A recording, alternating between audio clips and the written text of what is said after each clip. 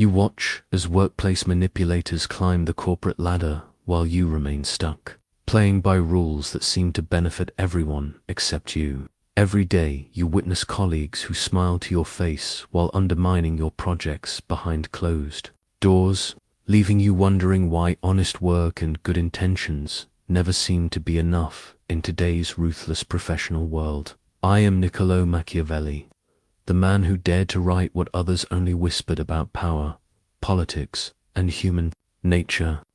For over 500 years, my insights into the dark psychology of influence have guided leaders who understood that sometimes you must master the game others are already playing.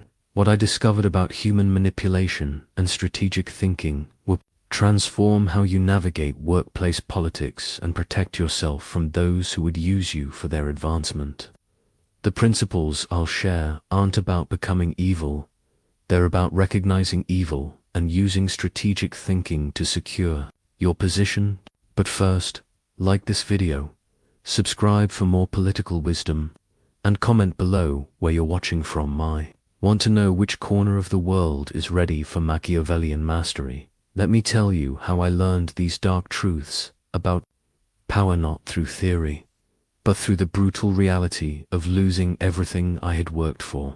In 1498, I became second chancellor of the Florentine Republic, believing that dedication and competence would secure my position. For 14 years, I served faithfully, negotiating with kings, organizing militias, and protecting Florence from external threats. I believed in the power of good governance and honest service. How naive I was. When the Medici family returned to power in 1512, everything changed overnight. The republic I had served so loyally was dissolved, and suddenly I found myself not just unemployed, but branded as a potential enemy. My years of faithful service meant nothing. My expertise in military affairs and diplomacy became liabilities rather than assets. The new rulers saw me as a threat simply because I had served their predecessors effectively. The letter of dismissal came swiftly, stripping me of my position and income. But that was only the beginning of my education in the true nature of power. In 1513, I was accused of participating in a conspiracy against the Medici conspiracy I knew nothing about. They arrested me, threw me into the dungeons of the Bargello, and subjected me to the strapado, a torture where they hoisted me by my arms tied behind my back, dislocating my shoulders repeatedly.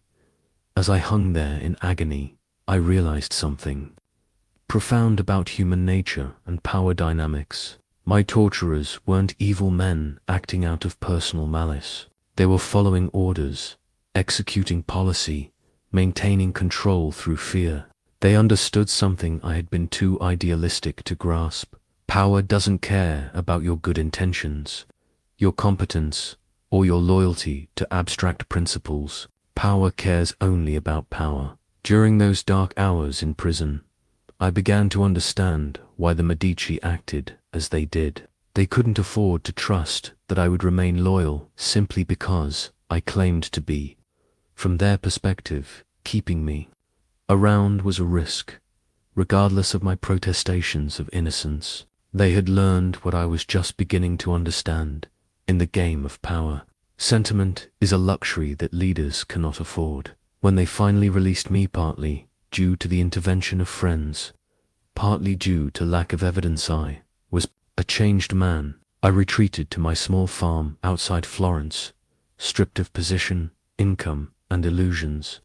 It was there, in exile and poverty, that I began writing The Prince. I wrote it not as an academic exercise, but as a desperate attempt to understand what had happened to me and how power really works. Every page of that manuscript was written with the ink of bitter experience. I had played the game of politics like a gentleman and lost everything.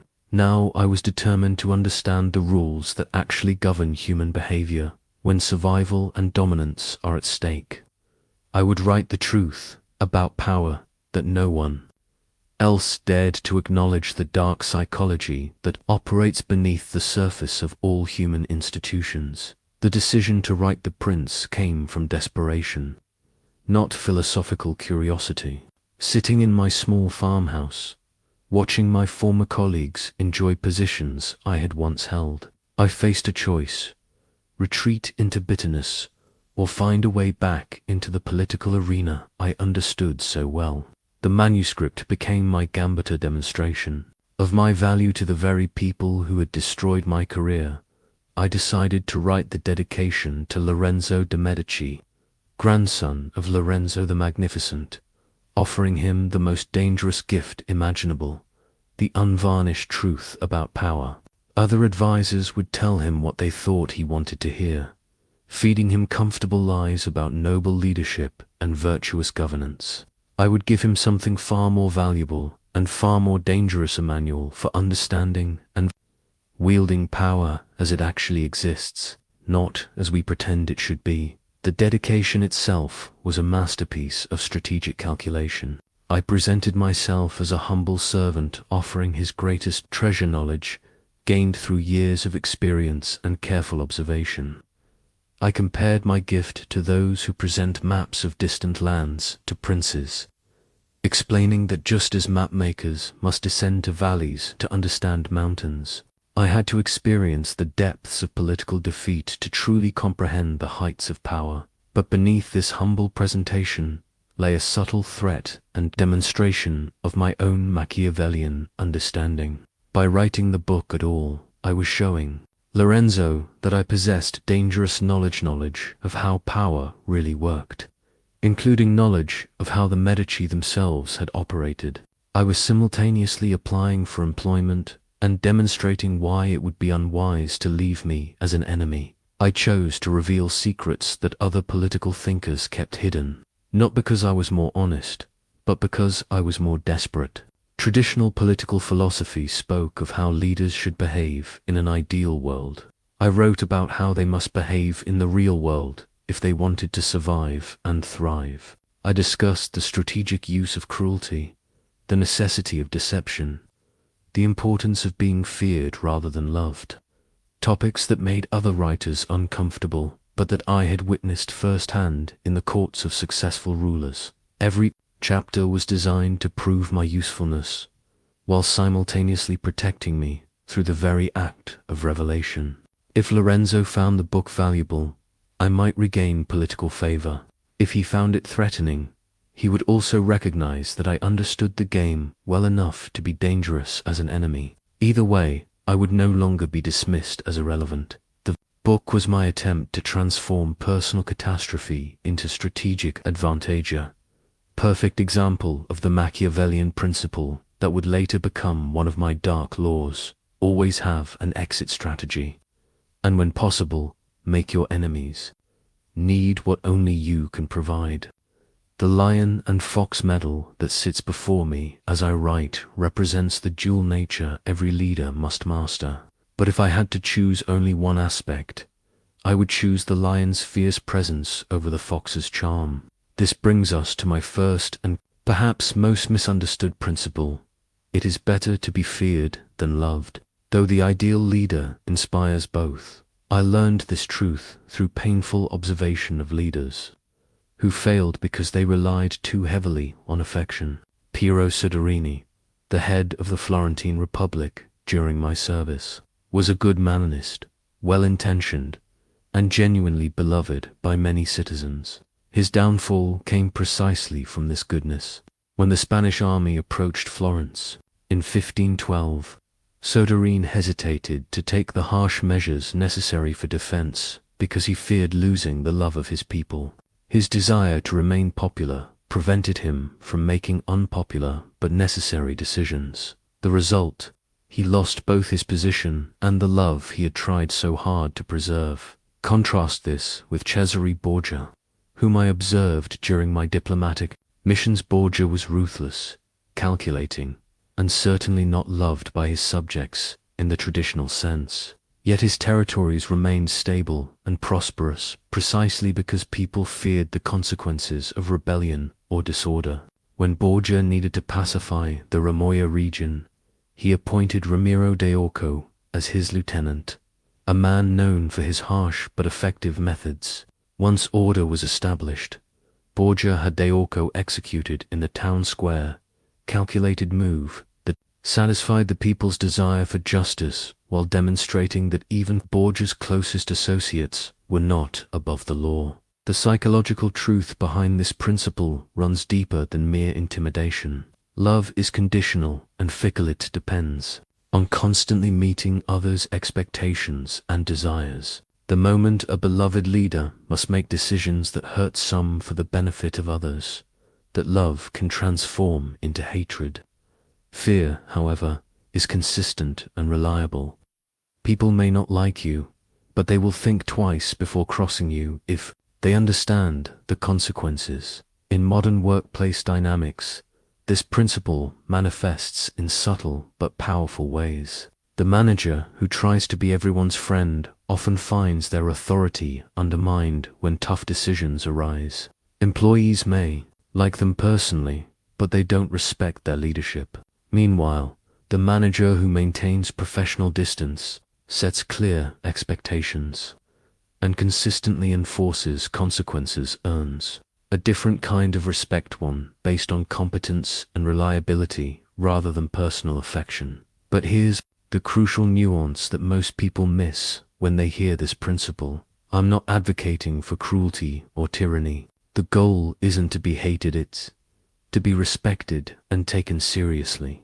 Fear, in this context, means respect for your capabilities and resolve, not terror of your cruelty. The effective leader makes it clear that crossing them or undermining their goals will have predictable, proportionate consequences. The key is consistency. If you say you'll do something, whether it's a reward or a consequence, you must follow through.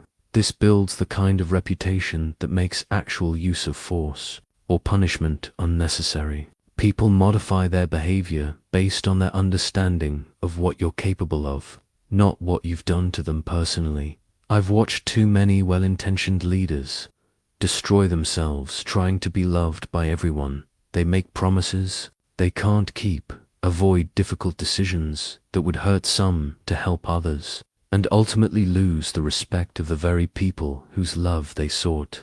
The leader who accepts that they cannot be universally loved, but who can be universally respected for their competence and integrity, builds a foundation for lasting influence that transcends the fickleness of human emotion. The betrayer's dagger that once belonged to Francesco Pazzi serves as a permanent reminder of why complete trust is a luxury no strategically minded person can afford. Pazzi was a close friend and ally of the Medici family until circumstances made betrayal more profitable than loyalty. The ornate weapon, given as a gift of friendship, was later used in the conspiracy that nearly destroyed the Medici line during the famous Pazzi conspiracy of 1478. I learned this principle not through cynicism, but through careful observation of human nature under pressure. People are fundamentally loyal to their own interests, and those interests can change rapidly when circumstances shift. The colleague who supports you enthusiastically today may become your greatest obstacle tomorrow if their advancement depends on your removal. This isn't a moral failing, it's human nature responding to incentives and survival instincts. During my time in the Florentine government, I watched trusted advisors switch allegiances the moment political winds changed direction. Men who had sworn personal loyalty to the Republic suddenly discovered compelling reasons to support the returning Medici. They weren't necessarily evil, they were adapting to new realities and protecting their families' futures. But their previous oaths of loyalty proved worthless when tested against self-preservation. The strategic approach isn't paranoia, it's compartmentalization. Share information and trust in degrees, never giving any single person enough knowledge or influence to destroy you completely. I learned to maintain multiple sources for critical information, never relying entirely on one person's account. I built relationships with various factions while committing completely to none, understanding that today's ally might be tomorrow's opponent. In modern professional environments, This principle protects you from devastating betrayals that could end your career. The co-worker who knows about your strategic plans might use that information to undercut your next promotion. The business partner who has access to your client relationships might decide to start their own competing firm. The mentor who has guided your development might eventually see you as a threat to their own position. This doesn't mean living in constant suspicion or treating everyone as an enemy. Instead, it means maintaining strategic awareness of how people's interests might conflict with yours and structuring relationships accordingly. Build genuine connections and offer real value to others, but always maintain some independence and alternative options. The art lies in appearing trustful while practicing strategic caution. People should feel that you value their relationship and rely on their expertise, but you should never actually depend on any single person for your security or success. Diversify your alliances, maintain multiple information sources, and always have backup plans that don't require others' cooperation. I've seen too many capable people destroyed because they trusted completely and were betrayed at crucial moments. The business leader who gave his partner complete access to company finances only to discover funds had been secretly diverted. The politician who shared their complete strategy with a trusted advisor who then sold that information to opponents. The employee who confided their job search to a colleague who immediately reported it to management. Complete trust is a beautiful ideal that belongs in poetry and philosophy, not in strategic planning. In the real world, where careers, fortunes, and futures are at stake, the wise person builds relationships on mutual benefit while maintaining the independence necessary to survive betrayal.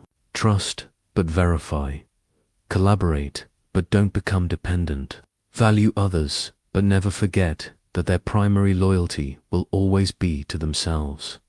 The cipher wheel before me, with its intricate rotating discs and coded symbols, represents one of the most powerful weapons in any strategist's arsenal. The control of information. During my diplomatic missions, I learned that knowledge isn't just power, it's currency. And like any currency, its value depends on scarcity and strategic distribution. Information asymmetry creates leverage in every negotiation and relationship.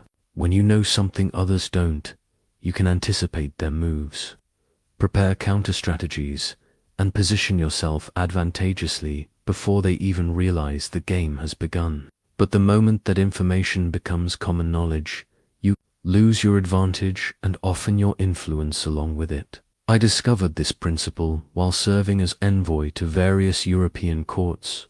Before each mission, I would spend weeks gathering intelligence not just about the official positions of foreign governments, but about the personal interests, family relationships, financial pressures, and private ambitions of the individuals I would be negotiating with. This preparation allowed me to craft proposals that appealed to their actual motivations rather than their stated positions. In one particularly successful negotiation with the French court, I learned through careful observation and discreet inquiries that the king's chief advisor was heavily in debt due to his son's gambling habits. This knowledge allowed me to structure Florence's proposal in a way that included personal financial benefits for the advisor, securing his support for terms that might otherwise have been rejected. The information was more valuable than any formal diplomatic credential. The art of information control involves three critical skills: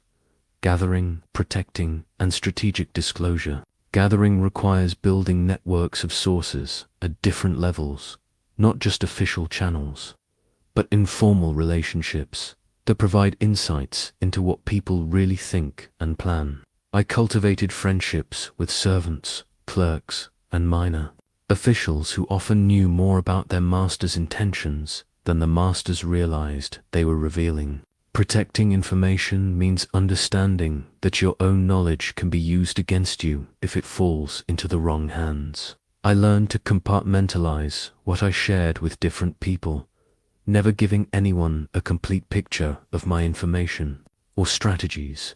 Even my closest colleagues in the Florentine government received different pieces of the puzzle, ensuring that no single person could fully understand or sabotage my plans. Strategic disclosure is perhaps the most sophisticated skill, knowing when and how much to reveal to achieve specific objectives. Sometimes sharing partial information can prompt others to reveal more than they intended. Sometimes demonstrating that you possess certain knowledge can be more powerful than actually using it. The implied threat of what you might know often influences behavior more effectively than explicit revelations. In modern professional environments, information control determines who gets promoted, which projects receive funding, and whose ideas get implemented.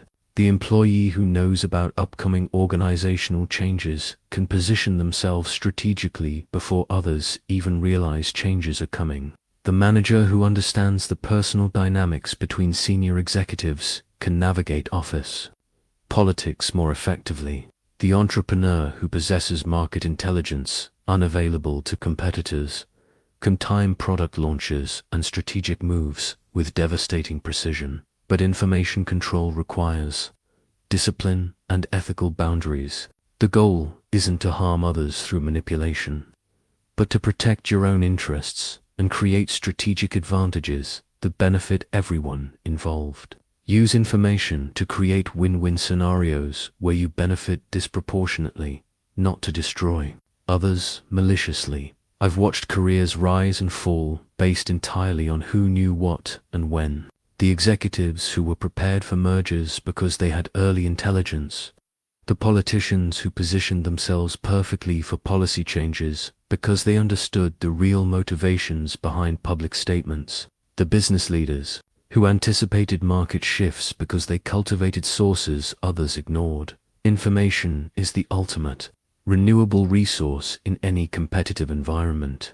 Invest in gathering it, protect it carefully, and deploy it strategically. Your ability to see around corners and anticipate changes will become your greatest professional asset. The golden chain that lies before me symbolizes both reward and bondage, the exquisite trap of making others dependent on your unique value while appearing to offer them freedom and opportunity. During my years observing successful rulers, I noticed that the most secure leaders weren't necessarily the strongest or most popular, but those who had made themselves indispensable to the people around them. Cesare Borgia mastered this principle brilliantly. Rather than simply conquering territories through force, he made local leaders dependent on his protection, his financial support, and his political connections. He provided services and benefits that couldn't easily be replaced, creating a web of dependency that made rebellion against him equivalent to economic and political suicide for his subjects.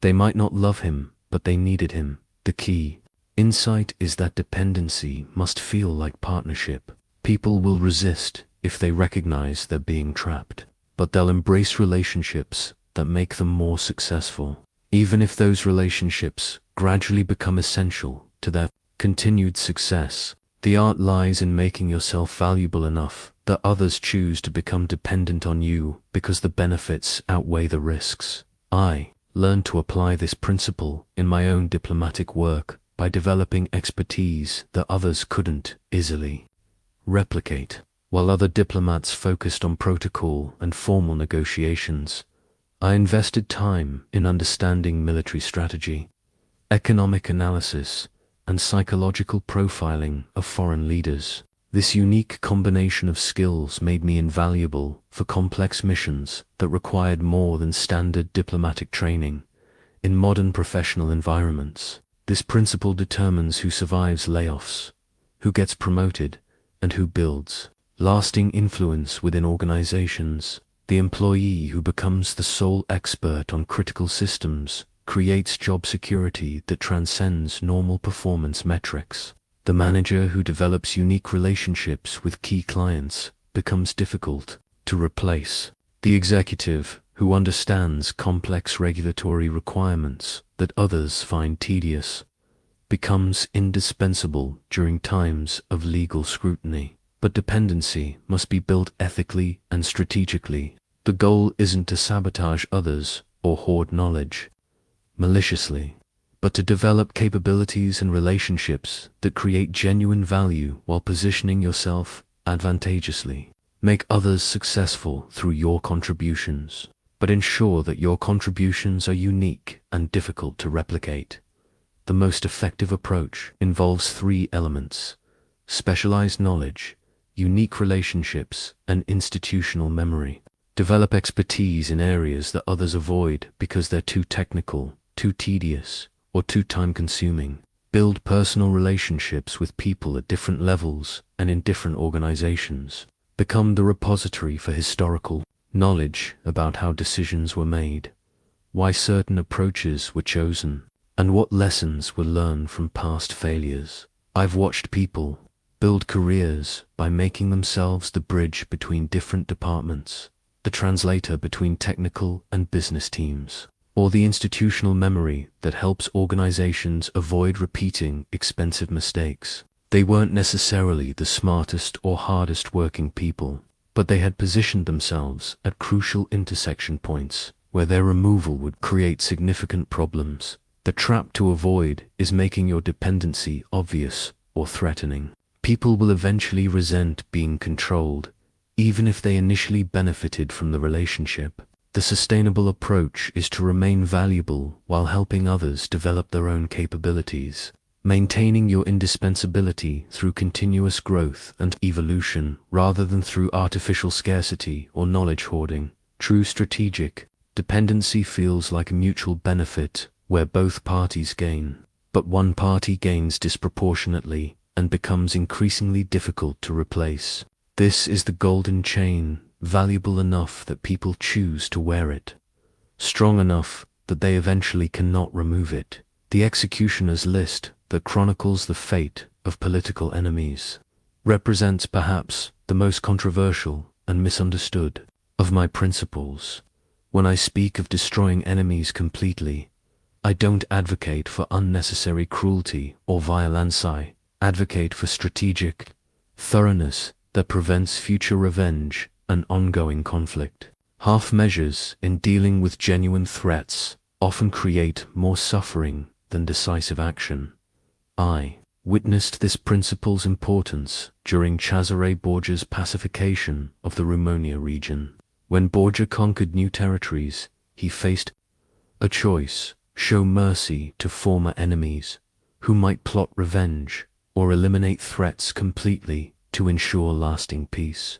Those rulers who chose mercy often found themselves fighting the same enemies repeatedly, creating cycles of violence that devastated their territories. Borgia's decisive approach, while harsh, created stability that benefited everyone who wasn't actively opposing him. The psychological truth behind this principle is that partially defeated enemies are more dangerous than undefeated ones. When you wound someone's pride, destroy their position, or humiliate them publicly, but leave them with resources and capability to strike back, you create a dedicated adversary with intimate knowledge of your vulnerabilities and nothing left to lose. The enemy who has been completely neutralized cannot harm you, but the enemy who has been merely injured will spend every waking moment planning revenge. In modern professional environments, this doesn't mean literal destruction. It means recognizing when someone has become a genuine threat to your career or organization and taking comprehensive action to neutralize that threat permanently. The colleague who actively sabotages your project, spreads false information about your competence, or deliberately undermines your relationships with clients represents a threat that requires complete resolution, not temporary management. The first step is accurate threat assessment. Not every disagreement or conflict requires this level of response. Most workplace tensions can be resolved through communication, compromise, or simple avoidance. But when someone repeatedly demonstrates malicious intent, when they actively work to destroy your reputation or opportunities, when they show no interest in peaceful coexistence, then half measures become dangerous weakness. complete. Neutralization in professional contexts might involve comprehensive documentation of their misconduct, strategic alliance building to isolate their influence, systematic exposure of their incompetence or ethical violations, or maneuvering them into positions where they eliminate themselves through their own poor choices. The goal is to remove their ability to harm you while maintaining your own ethical standards and professional reputation.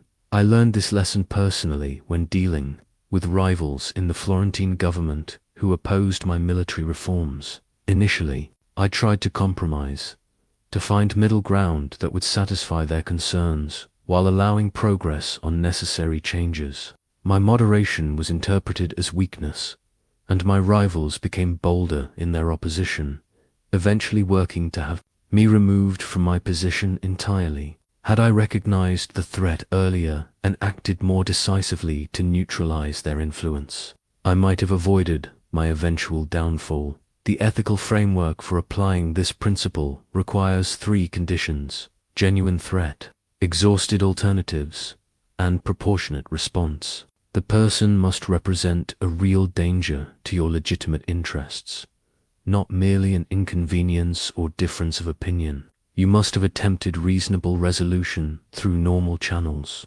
Your response must be proportionate to the threat and focused on neutralization rather than gratuitous harm. Modern business history is filled with examples of leaders who failed because they didn't fully neutralize threats when they had the opportunity. They left competitors with enough resources to mount comebacks. They allowed disgruntled former employees to start rival companies with insider knowledge. They permitted hostile board members to remain in positions where they could continue causing damage. The key insight is that mercy toward those who mean you harm often results in greater suffering for everyone involved, including innocent parties who get caught in prolonged conflicts. Sometimes the most compassionate course of action is the one that appears ruthless but creates lasting resolution. This principle requires careful judgment and strong ethical boundaries. It should never be applied to ordinary workplace disagreements or personality conflicts. But when you encounter someone who demonstrates genuine malicious intent and the capability to cause significant harm, remember that your own survival and success may depend on your willingness to take comprehensive action, rather than hoping that partial measures will somehow resolve an intractable conflict. The flawed crown that sits before me, with its deliberately imperfect gems and intentional asymmetries, represents one of the most counterintuitive aspects of strategic positioning: the danger of appearing too competent, too successful, or too virtuous. Perfection triggers envy, suspicion, and ultimately coordinated opposition from those who feel diminished by your excellence. I observed this phenomenon repeatedly in the courts I visited. The advisor who never made mistakes eventually found himself isolated because others felt inadequate in his presence. The nobleman whose moral character was beyond reproach became a target because his very existence was an implicit criticism of others' behavior. The military commander who won every battle eventually faced conspiracies from his own allies who feared his growing influence and reputation. Human psychology includes a deep-seated need to find flaws in those who seem superior. When people cannot find genuine weaknesses, they will invent them or work to create them. The person who appears perfect becomes a challenge to others' self-esteem and a threat to their own advancement. They represent an impossible standard that makes everyone else feel inadequate, creating resentment that eventually transforms into active opposition. The strategic solution isn't mediocrity, it's strategic vulnerability. Allow others to see carefully chosen flaws that make you more relatable without undermining your core competencies. Admit to harmless weaknesses that actually humanize you while protecting your essential strengths. Let people feel superior to you in areas that don't matter while maintaining your advantages in areas that do. During my diplomatic missions, I learned to share amusing stories about my own social awkwardness or minor mistakes in cultural etiquette. These small admissions of imperfection made foreign nobles more comfortable around me, reducing their guard and making them more likely to share information they might have withheld from someone who seemed too polished or calculating. In modern workplace dynamics, this principle protects high performers from the tall poppy syndrome that often destroys rising stars. The employee who excels at everything but admits to struggling with certain software programs seems more approachable than one who masters every tool effortlessly. The manager who delivers exceptional results but occasionally makes harmless scheduling mistakes appears more human than one whose execution is flawless in every detail. The key is choosing your visible flaws strategically. Admit to weaknesses that don't affect your core value proposition. Show vulnerability in areas where perfection isn't necessary or expected. Let others help you with tasks that don't threaten their sense of competence, while maintaining your edge in critical areas. I've watched talented people sabotage their own careers by appearing too competent, too prepared, too successful. Their colleagues stopped inviting them to informal meetings where real decisions were made. Their superiors began to see them as threats rather than assets. Their subordinates started looking for ways to undermine them rather than support them. The paradox is that strategic imperfection often leads to greater success than actual perfection. People prefer to work with, promote, and support those who make them feel valuable and competent. The perfect person threatens everyone around them, but the excellent person with relatable flaws becomes someone others want to see succeed. Perfect competence plus strategic vulnerability equals sustainable influence. This isn't about dumbing yourself down or hiding your capabilities. It's about presenting them in ways that inspire rather than intimidate, that build alliances rather than creating enemies. The theater mask before me, with its carefully crafted expression that can appear either tragic or comedic depending on the angle of view, represents the most delicate and dangerous of all political arts: strategic deception. This isn't about pathological lying or malicious manipulation. It's about understanding that complete honesty in competitive environments often serves others' interests better than your own. I learned this principle through painful experience when my commitment to absolute honesty nearly destroyed my diplomatic career. Early in my service, I believed that straightforward communication would earn respect and build trust with foreign negotiators. I shared Florence's actual positions, our real constraints, and our genuine concerns, expecting reciprocal honesty. Instead, I watched as opposing diplomats used my candor against Florence's interests, while concealing their own true intentions behind layers of misdirection and strategic ambiguity. The reality of strategic communication is that different audiences require different versions of truth, not because you're being dishonest, but because complete information in the wrong hands can be weaponized against your legitimate interests. When I negotiated with the French, I emphasized Florence's usefulness as an ally against Spanish expansion. When I met with Spanish representatives, I highlighted our value as a buffer against French ambitions. Both presentations were factually accurate, but each emphasized different aspects of the same situation. Strategic deception operates on multiple levels. The most basic involves selective disclosure, choosing which truths to share with which people at which times. More sophisticated applications include misdirection, where you draw attention to secondary issues while quietly advancing your primary objectives. The most advanced practitioners master the art of allowing others to deceive themselves by providing incomplete information that leads them to incorrect but useful conclusions. During negotiations for military contracts, I learned to present Florence's financial constraints in ways that made vendors believe we had more resources than we actually possessed, encouraging them to offer better terms to secure what they perceived as valuable business. Simultaneously, I presented our military needs in ways that made potential allies believe we were stronger than we actually were, encouraging them to seek our partnership rather than viewing us as a burden. in modern professional environments. Strategic deception becomes an essential survival skill. The job candidate who reveals every weakness during interviews rarely receives offers, while the one who presents genuine strengths while strategically omitting irrelevant limitations gets hired.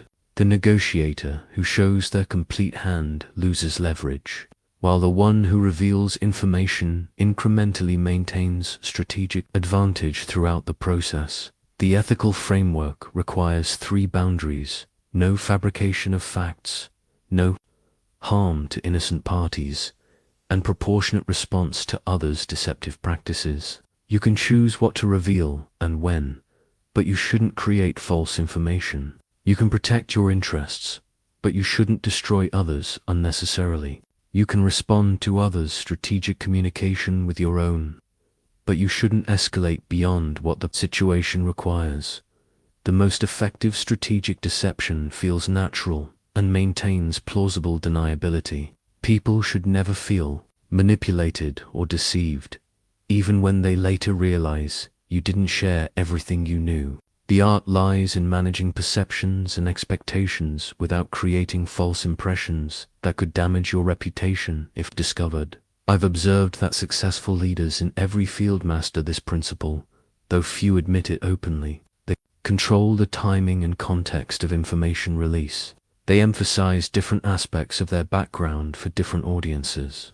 They allow others to make assumptions without explicitly confirming or denying those assumptions. They protect sensitive information while appearing transparent and forthcoming. The alternative, complete honesty in all situations, often results in others taking advantage of your openness while providing you with nothing useful in return. The person who always reveals their complete hand loses the ability to negotiate effectively, build strategic advantages, or protect themselves from those who aren't equally forthcoming. Strategic deception isn't about becoming a pathological liar, it's about recognizing that information is power, and that sharing power indiscriminately often serves your competitor's interests better than your own. Master the theater mask, but never forget the difference between strategic communication and malicious manipulation. The goal is mutual benefit with asymmetric advantage,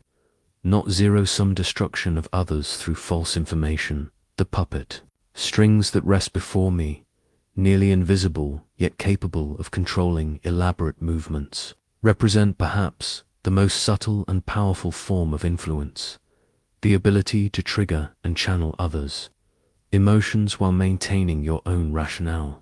Detachment. I discovered that people make their most important decisions based on feelings, then use logic to justify choices they've already made emotionally. During my diplomatic missions, I learned to observe the emotional patterns of the people I negotiated with. The French cardinal who became aggressive when his competence was questioned. The Venetian merchant who grew generous when his family's honor was praised.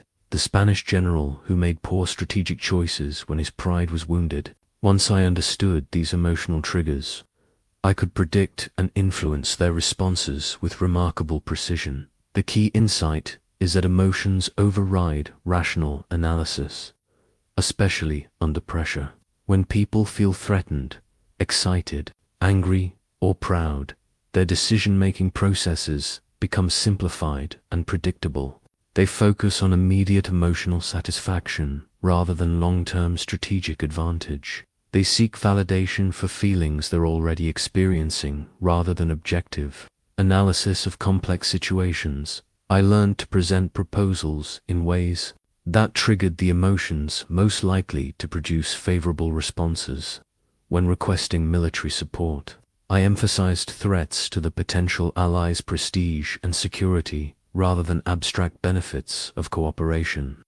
When negotiating trade agreements, I focused on the respect and recognition that favorable terms would bring to the other party's reputation rather than merely the economic advantages. The most sophisticated application involves emotional anchoring as a specific emotional state in others before presenting your actual request. If I could make a foreign dignitary feel proud of his wisdom and strategic insight, He became more likely to demonstrate that wisdom by agreeing to proposals that confirmed his superior judgment.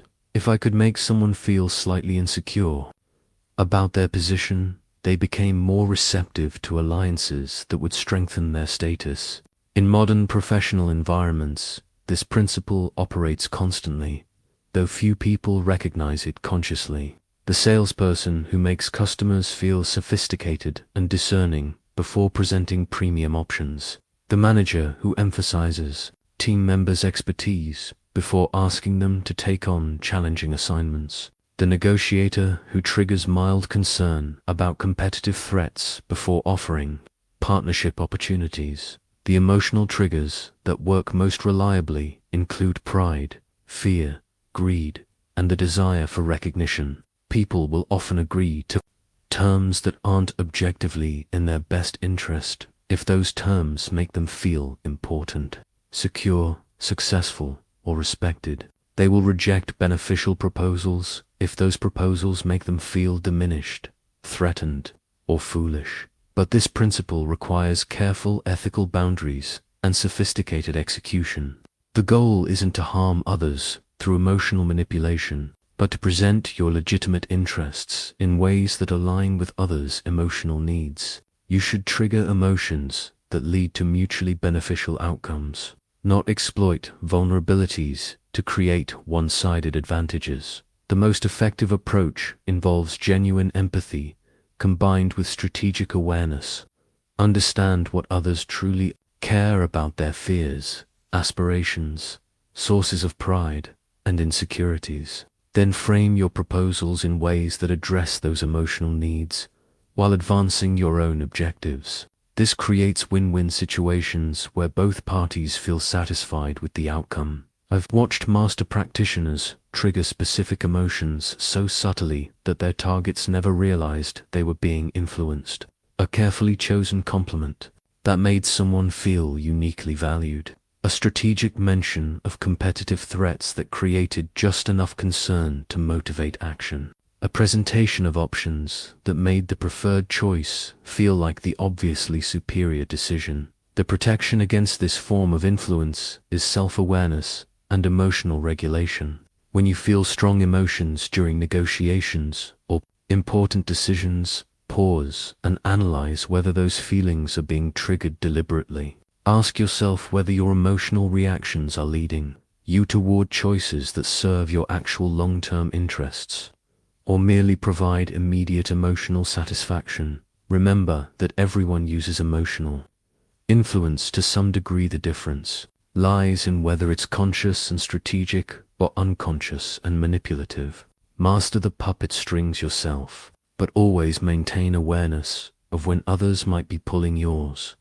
The escape route map that lies before me, marked with alternative paths through treacherous mountain passes, represents the most crucial insurance policy any strategic thinker can possess: the ability to survive when current arrangements collapse.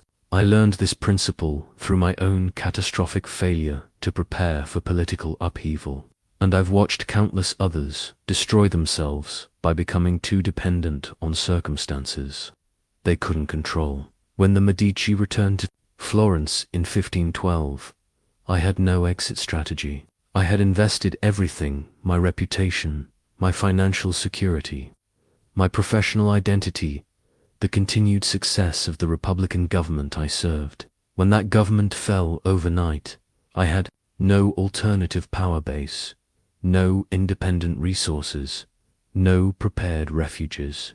My complete identification with one political system made me vulnerable to its destruction. The psychological trap that destroys most people is the illusion of permanence. When things are going well, we assume they will continue going well. When we're successful in one role or relationship, we become emotionally and practically dependent on that success continuing indefinitely. This false sense of security prevents us from maintaining the flexibility necessary for survival when circumstances change dramatically.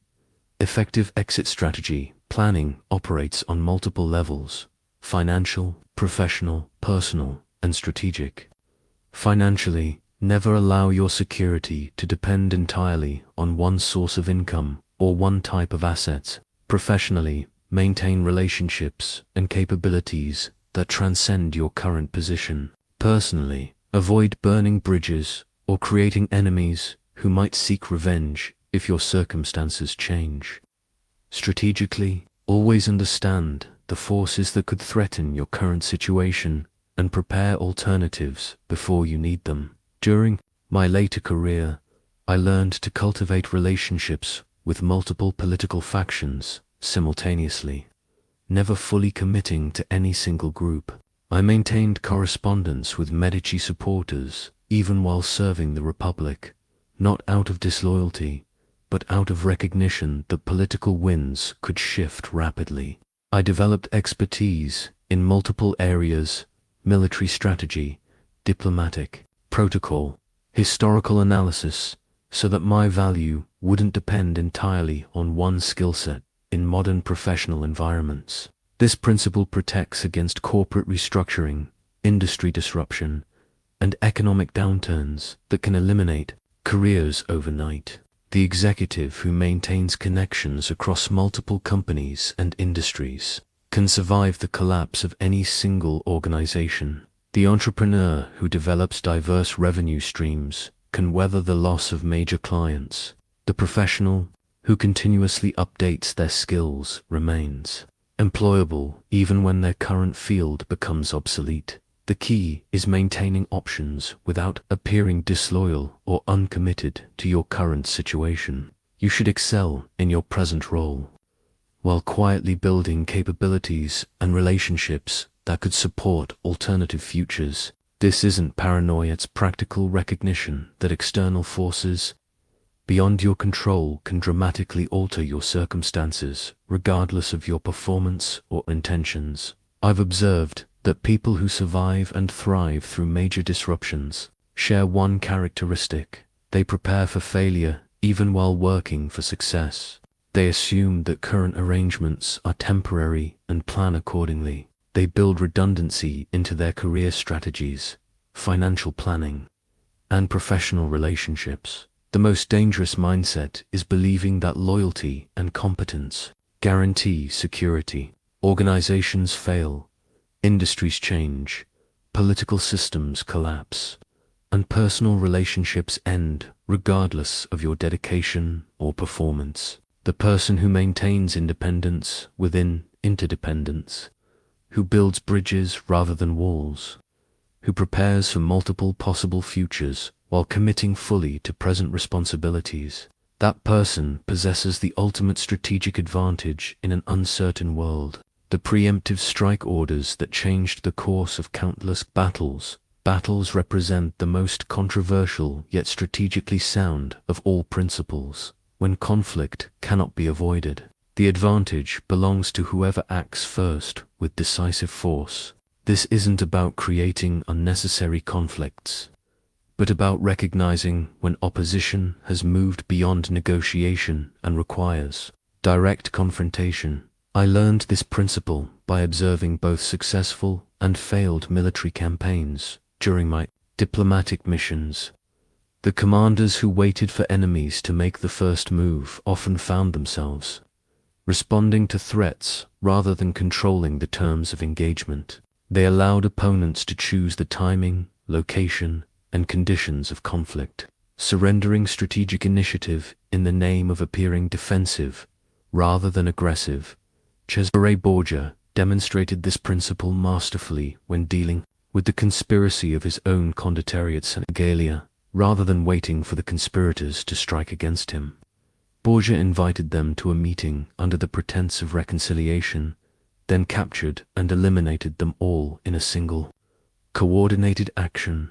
His preemptive move ended the threat completely while appearing to pursue diplomatic resolution until the final moment. The psychological truth behind this principle is that hesitation in inevitable conflicts often stems from hope that problems will resolve themselves or that opponents will choose restraint over aggression.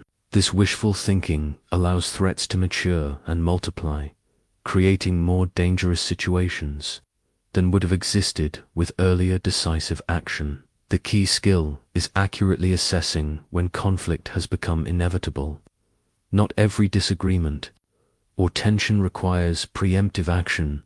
Most can be resolved through communication, compromise, or strategic avoidance. But when someone has demonstrated clear malicious intent, when they possess both means and motive to cause significant harm, when they've shown unwillingness to coexist peacefully, then waiting for them to choose their moment of attack becomes strategically suicidal in modern professional environments. This principle applies to situations where colleagues or competitors have moved beyond normal rivalry into active sabotage. The employee who spreads false information about your competence, the business partner who secretly recruits your clients, the board member who works to undermine your authority. These threats require comprehensive response before they can fully implement their destructive plans. The preemptive approach involves 3 phases: intelligence gathering, strategic positioning, and decisive action. First, understand the full scope of the threat, what your opponent plans, what resources they have, who supports them, what their timeline looks like. Second, position yourself advantageously, secure your own base, build necessary alliances, prepare your response capabilities. Third, act comprehensively to neutralize the threat before it can fully materialize. I've watched too many capable people destroyed because they hoped that obvious enemies would somehow choose restraint, or that organizational processes would protect them from deliberate sabotage. They followed conventional advice about taking the high road and focusing on their own performance, while opponents worked systematically to destroy their reputations and opportunities. The ethical framework requires clear evidence of hostile intent and proportionate response focused on neutralization rather than revenge. You shouldn't strike preemptively based on speculation or paranoia, but you shouldn't ignore clear evidence of planned aggression. The goal is to protect your legitimate interests, not to destroy others for competitive advantage. The most effective preemptive actions appear reactive and defensive even while being strategically offensive. Document their misconduct before confronting it. Build coalition support before making accusations. Position your response as protecting organizational interests rather than personal vendetta. This approach neutralizes threats while maintaining your reputation for reasonableness and professionalism. Remember that in genuine conflicts, someone will strike first. The only question is whether it will be you or your opponent. Those who understand this principle and apply it with proper ethical boundaries protect themselves and often prevent longer, more destructive conflicts that harm everyone involved. Sometimes the most peaceful path requires decisive action at the right moment, rather than passive hope that aggression will somehow restrain itself. The double-edged sword before me, beautiful and deadly in equal measure, represents the fundamental paradox I discovered through my study of power dynamics. The very knowledge and capabilities that make you effective in competitive environments also isolate you from the simple relationships and naive optimism that make life genuinely enjoyable. When you truly understand how power works, when you see the calculations behind others' kindness, the strategic motivations beneath their generosity, the self-interest that drives their loyalty, you gain tremendous practical advantages, but lose something precious in the process. You become effective, but lonely, successful, but cynical, protected, but disconnected from the authentic human connections that give life meaning. I learned this lesson personally through my transformation from idealistic public servant to pragmatic political analyst. Before my fall from grace, I believed in the possibility of virtuous governance and genuine cooperation between people of goodwill. I trusted in the power of rational argument and moral persuasion. These beliefs made me naive and vulnerable, but they also made me happy in ways I can never recover. After my education in political reality, I became far more effective at understanding and navigating human nature. I could predict behavior patterns, identify hidden motivations, and protect myself from most forms of manipulation or betrayal. But I also lost the ability to experience relationships without analyzing them, to receive kindness without questioning its ulterior motives, to hope for outcomes without calculating their probability of disappointment. The people who master these 10 dark laws often find themselves successful but isolated. Others sense something calculating in their approach to relationships, even when they're being genuinely kind and supportive. The strategic mindset creates a subtle barrier between you and those who operate from pure emotion or simple good intentions. You become too perceptive for your own emotional comfort. This isolation compounds because you cannot easily share your insights with others. Most people prefer comforting illusions to uncomfortable truths about human nature. They want to believe in pure altruism, genuine loyalty, and honest communication. When you reveal the strategic calculations that actually drive most behavior, you're often seen as cynical or manipulative rather than merely realistic.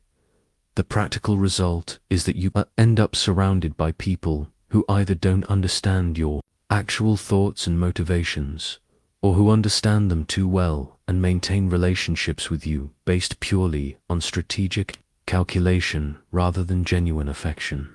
True intimacy becomes rare because it requires the kind of vulnerability that strategic thinking discourages. Yet there's also liberation in this understanding. When you accept that most human relationships involve elements of strategic calculation, you can stop taking others' behavior personally and start evaluating it objectively. When you understand that loyalty is conditional and self-interest is universal, you can build more realistic expectations and more durable arrangements. The key to managing this paradox is remembering that understanding power dynamics doesn't require becoming purely transactional in all your relationships. You can maintain strategic awareness while still choosing to act generously, loyally, and authentically when circumstances permit.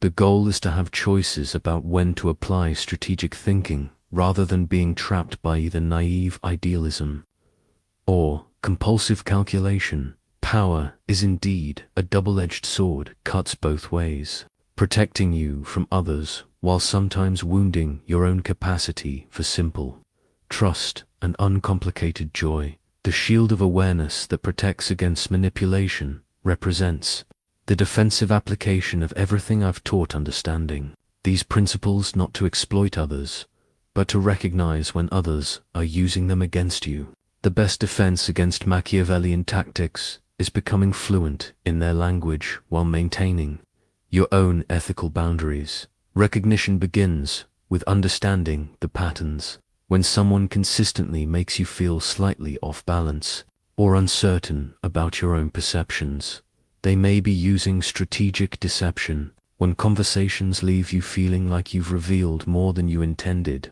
while learning little about the other person, you're encountering information control. When someone's kindness feels calculated or conditional on your usefulness to them, you're experiencing strategic relationship management. The most dangerous Machiavellians are those who appear least calculating, the ones who seem spontaneous, emotional, and transparent, while actually operating from sophisticated strategic frameworks. They've learned to hide their calculations behind apparent authenticity, making their manipulation harder to detect and resist. Protect yourself from the first dark law, the preference for fear over love, by building relationships based on mutual respect and clear boundaries rather than pure affection or intimidation. Don't become dependent on others' approval or protection. Maintain your own sources of security and validation so that no one can control you through either emotional manipulation or strategic withdrawal of support. Counter the second law. Never trust completely by practicing appropriate skepticism. Without becoming paranoid, verify important information through multiple sources. Maintain some independence even in close relationships. Pay attention to when people's actions contradict their stated values or promises. Trust incrementally based on demonstrated reliability rather than stated intentions. Defend against information control by developing your own intelligence networks and maintaining discretion about sensitive matters. Don't share everything with anyone, even those you trust most.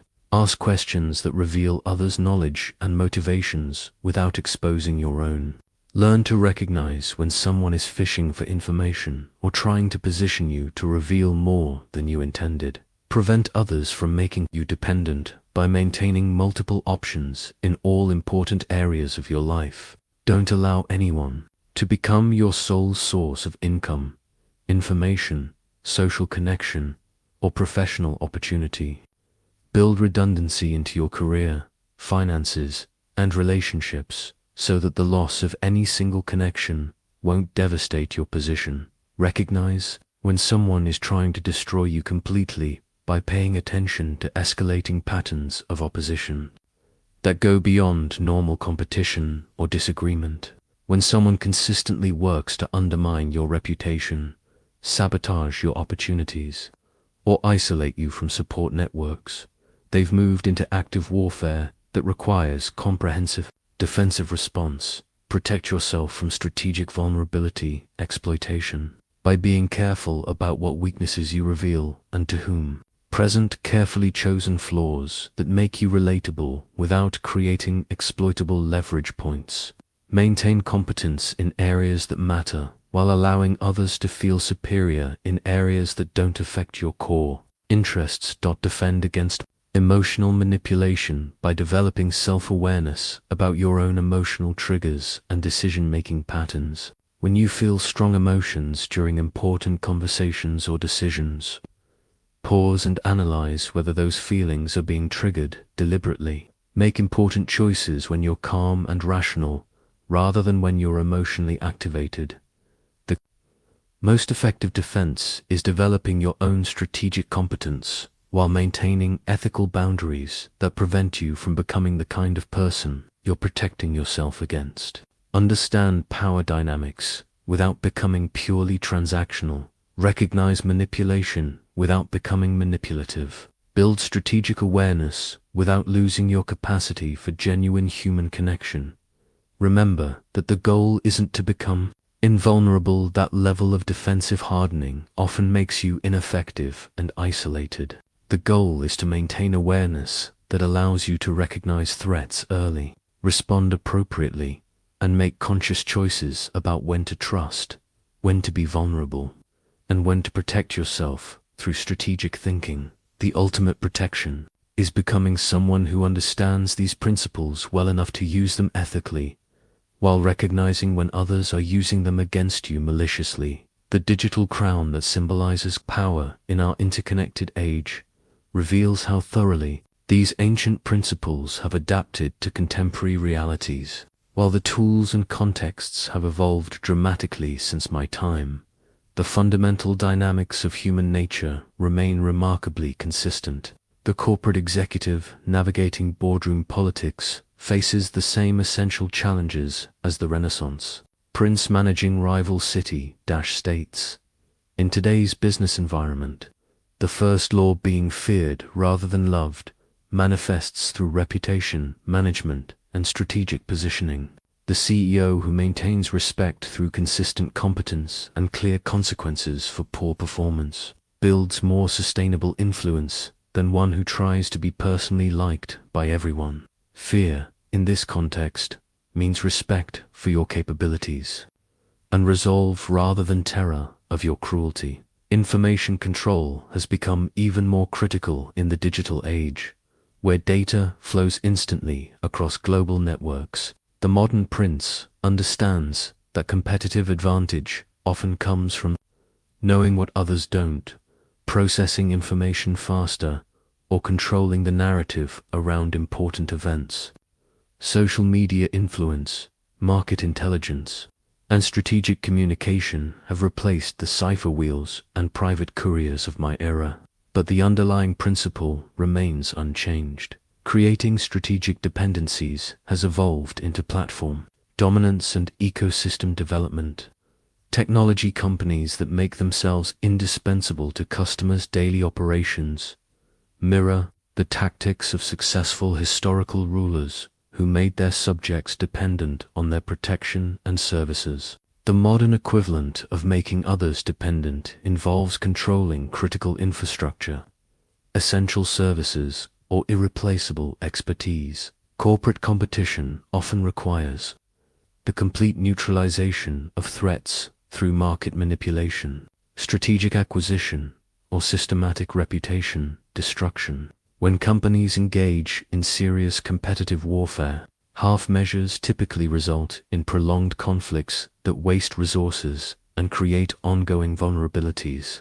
The principle of decisive action remains as relevant in boardrooms as it was on battlefields. Political campaigns demonstrate how strategic deception and emotional manipulation operate in democratic societies.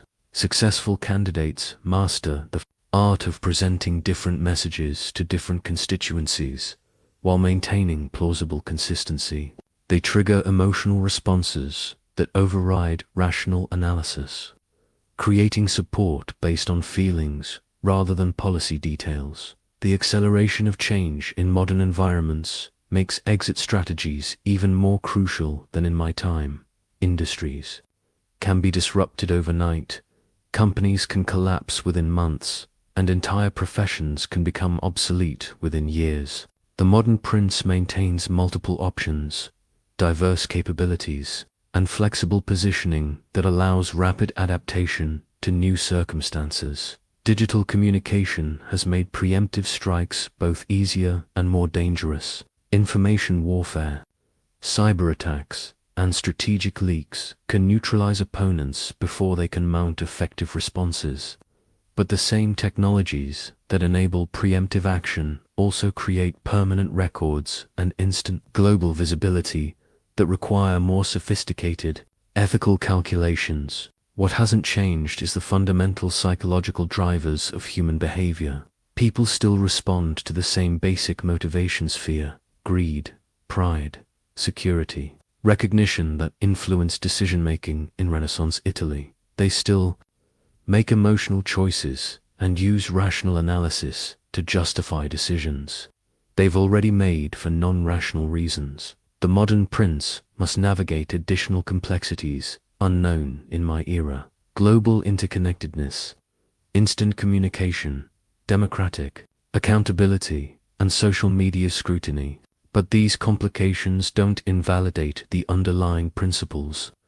They simply require more sophisticated application and stronger ethical frameworks. The leaders who thrive in contemporary environments are those who understand both the timeless aspects of power dynamics and the unique challenges of operating in transparent, interconnected, rapidly changing systems. They apply strategic thinking while maintaining the authenticity and moral grounding necessary for sustainable influence.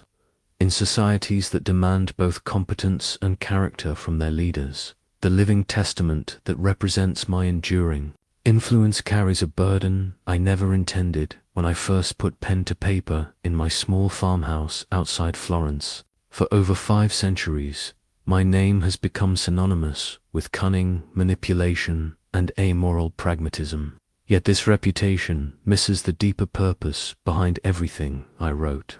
I never intended to create a handbook for tyrants or a guide for the morally corrupt.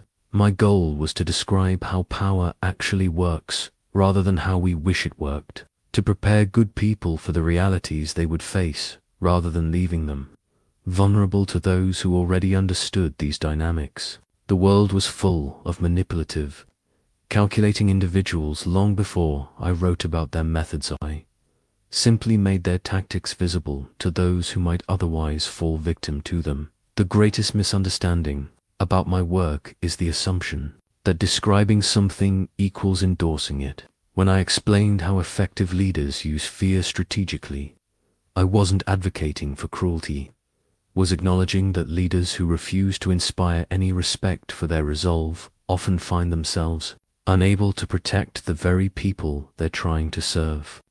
When I discussed strategic deception, I wasn't promoting dishonesty was recognizing that complete transparency in competitive environments often serves opponents' interests better than your own. My true hope was to level the playing field between those who naturally think strategically and those whose good intentions make them naive about others' motivations. I wanted decent people to understand the rules of the game they were already playing, whether they realized it or not. Every organization, every relationship, every competitive environment involves elements of strategic calculation. This reality doesn't make it disappear. It simply leaves you unprepared. The protective value of understanding these principles far outweighs the potential for their misuse. When you recognize how information control works, you're less likely to be manipulated by those who use it against you. When you understand emotional manipulation, you can protect yourself from those who would exploit your feelings for their benefit. When you grasp the logic behind strategic positioning, you can build sustainable influence based on genuine value rather than temporary advantage. I wrote from bitter experience about the consequences of political idealism untempered by strategic awareness. I lost everything because I believed that good intentions and competent performance would protect me from those who operated according to different rules. My exile taught me that understanding power dynamics isn't about becoming cynical. It's about becoming realistic enough to survive and effective enough to actually accomplish good in an imperfect world. The difference between being and understanding Machiavellianism lies in your ultimate objectives and ethical boundaries. Use these insights to protect yourself and advance legitimate goals, not to harm others for personal gratification. Master these principles to build rather than destroy, to create value rather than merely extract it. My legacy should be knowledge that empowers good people to compete effectively with those who already understand these realities, not a license for the unscrupulous to justify their existing behavior. The crossroads compass that points toward multiple possible paths represents the choice every person faces after encountering these truths about power and human nature. You cannot unknown what you now know about how strategic thinking operates in competitive environments. The question is what you will do with this knowledge and how it will change your approach to relationships, career decisions, and personal ethics. You have three fundamental options. First, you can reject these insights entirely, choosing to maintain idealistic beliefs about human nature and hoping that your good intentions will protect you from those who think more strategically. This path preserves your innocence but leaves you vulnerable to manipulation by others who understand these dynamics but don't share your ethical constraints. Second, you can embrace these principles without ethical boundaries, using them purely for personal advantage regardless of the cost to others. This path may bring short-term success but ultimately leads to isolation, distrust, and the kind of hollow victories that destroy your capacity for genuine human connection and lasting satisfaction. Third, you can integrate these insights with strong moral principles, using strategic awareness to protect yourself and advance legitimate goals while maintaining the ethical boundaries that define who you want to be. This path requires the most sophisticated judgment but offers the greatest potential for both effectiveness and personal integrity. I advocate strongly for the third path because it represents the synthesis of wisdom and virtue that I was seeking when I wrote The Prince. The goal isn't to become calculating and manipulative. It's to become strategically competent while remaining fundamentally decent. Understand how power works so you can navigate it successfully, but never lose sight of the values that make success worthwhile. Your personal responsibility in applying these principles extends beyond your own success to the kind of environment you create for others. Use your strategic knowledge to build organizations, relationships, and systems that reward merit and ethical behavior rather than mere cunning.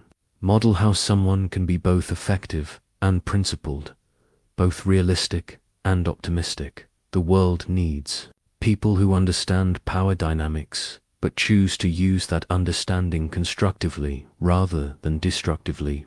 It needs leaders who can compete effectively with Machiavellian opponents, while maintaining the moral authority that comes from genuine concern for others' welfare as well as their own. Remember that every time you choose integrity over expedience, collaboration over exploitation, and long-term value creation over short-term advantage, you demonstrate that strategic competence and ethical behavior aren't mutually exclusive. You prove that understanding these dark laws doesn't require surrendering to them. The choice is yours. Choose wisely, and may your understanding of power serve not just your own advancement, but the advancement of everyone whose lives you touch through your decisions, your leadership, and your example. This is how knowledge of darkness ultimately serves the light.